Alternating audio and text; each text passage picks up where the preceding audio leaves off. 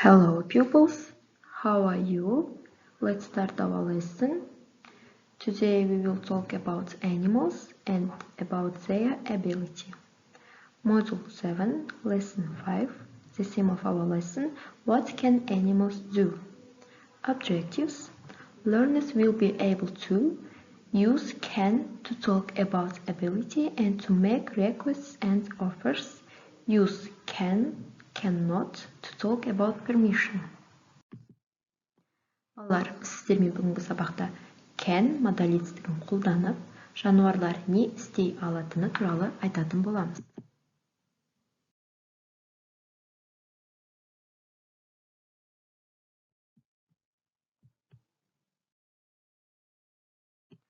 Modal verb can.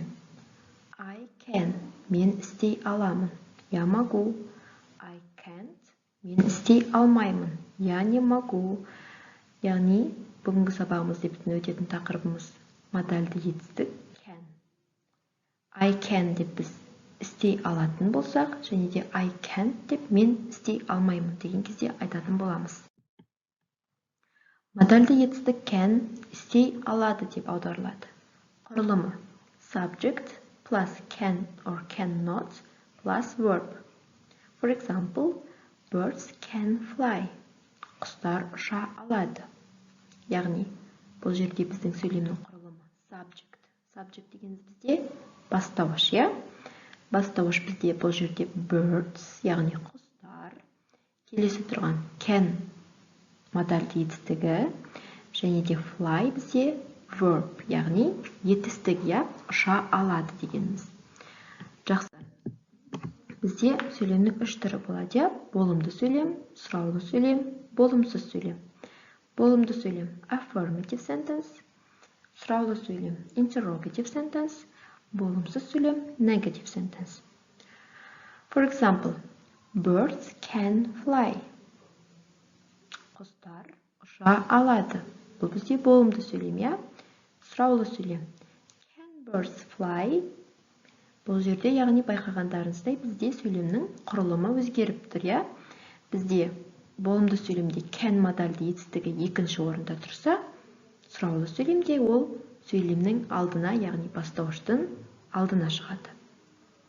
Болымсыз сөйлемде біздің модальді етістігімізге, can модальді етістігіне not жалғану арқылы сөйлеміміз біздің болымсыз сөйлемге айналады. Бізде cannot модальді етістігін қысқартып біз апострофтың көмегімен can деп айта аламыз. Okay, now children, look at the blackboard, listen and watch a short video. Look and listen. A fish can swim. A bird can sing. A frog can jump. A chimp can dance. A horse can run. A cat can climb. A parrot can fly. A rabbit can hop. A snake can crawl.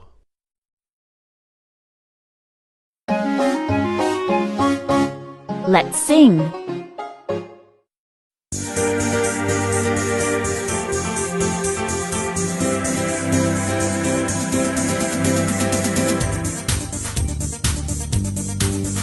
I can jump, I can run, I can climb out in the sun. I can jump, I can run, I can swim out in the sun.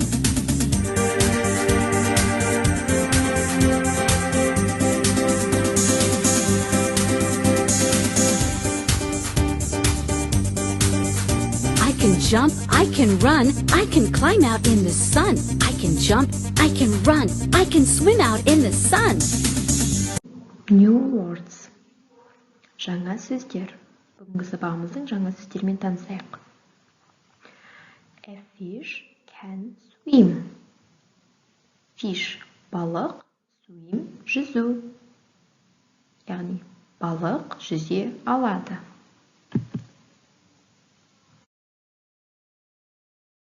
A bird can sing. Bird құс, sing ән айту. Құс ән айта алады.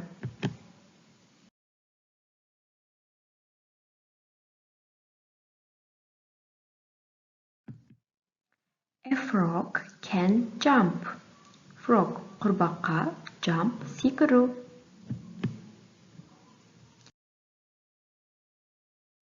A chimp can dance. Chimp шимпанзе, dance билеу.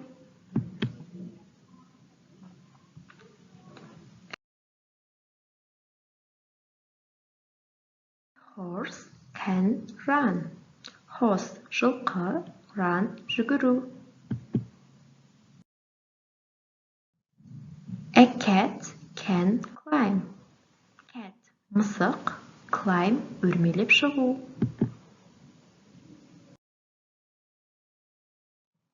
A parrot can fly.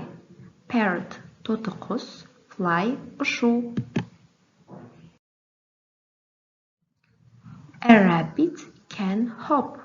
Rabbit қоян, hop секіру.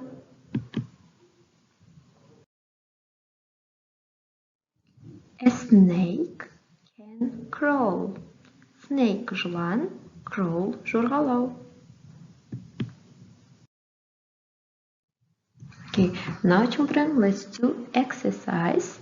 Балалар, біз сіздермен қазір жаттығулар орындайық.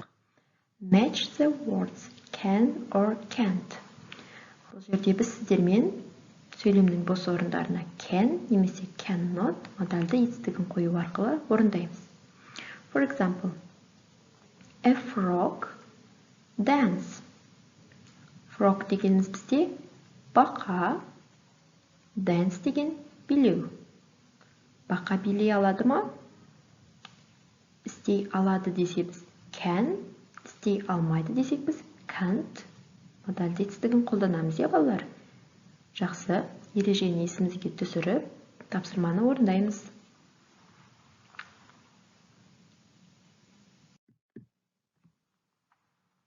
Warm up. Repeat after me. Jump like a rabbit. Climb like a monkey. Go like a bear. Swim like a fish. Fly like a bird. Thank you. Sit down. Okay, now children, stand up please. Let's say and do. Балалар, айтып және қимылмен қайталаймыз. Jump like a rabbit. Секіреміз, қоян секілді. Climb like a monkey. Маймыл секілді өрмелейміз. Go like a bear. Аю секілді жүреміз.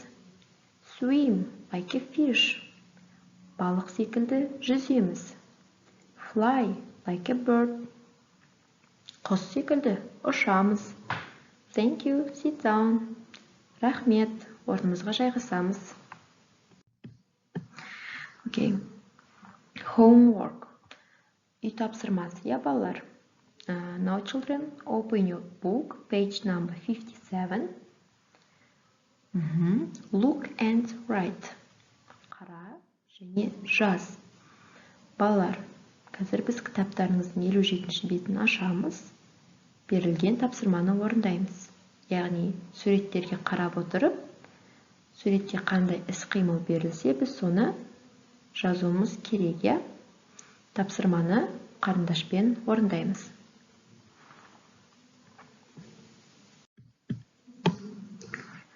Жақсы балалар, мен сіздерге бүгінгі сабақ түсінікті деген ойдамын. Today's our lesson is over. Thank you for your attention.